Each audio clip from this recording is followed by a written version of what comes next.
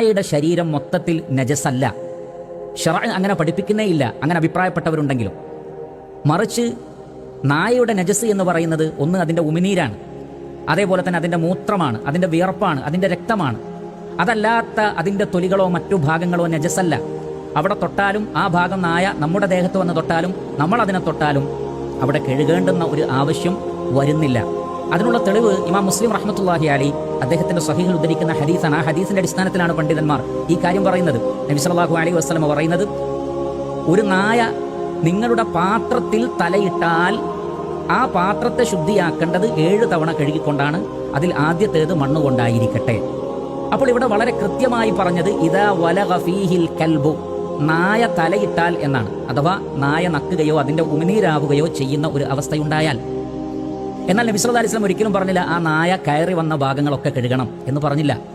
നായയുടെ ശരീരം സ്പർശിച്ച, നായയുടെ തൊലി എവിടെയെല്ലാം ഉണ്ടായിട്ടുണ്ടോ അവിടെയെല്ലാം കഴുകണമെന്ന് നബി സല്ലല്ലാഹു അലൈഹി വസല്ലം പറഞ്ഞില്ല.